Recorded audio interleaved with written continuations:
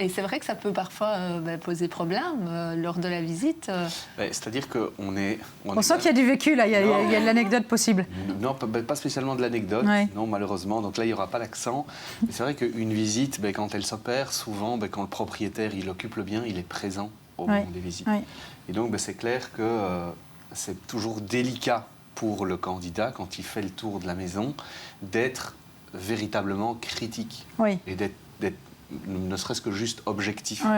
Et donc parfois, ça peut mettre nous, certains agents, un peu en porte-à-faux parce que le retour, il n'est pas négatif sur la maison. Donc il y a un discours, même parfois, qui est positif de la part du candidat acquéreur, qui n'ose pas dire, en fait, le bien, je l'aime pas. Oui, c'est ça.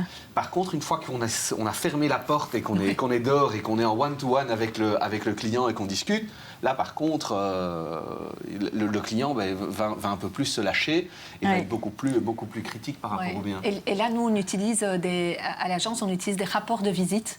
Donc, pour chaque visite. Pour chaque visite. Donc, on demande vraiment le feedback, ce qu'ils ont aimé, ce qu'ils n'ont pas aimé, et on va pouvoir rapporter ça au propriétaire. Ce qui va pouvoir aider au niveau de la transaction. S'il y a des choses récurrentes, on va pouvoir modifier peut-être certaines choses. C'est pas obligatoire, le rapport de visite. C'est vous. C'est pas obligatoire. C'est nous qui l'imposons, oui. Ça permet quoi? Un meilleur suivi?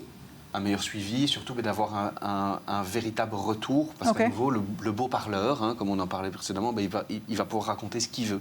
Là, c'est attesté par le client au moment où il a visité. Donc, il fait son rapport de visite, il consigne, il signe pour dire, voilà, ça, c'est ce que je pense du bien.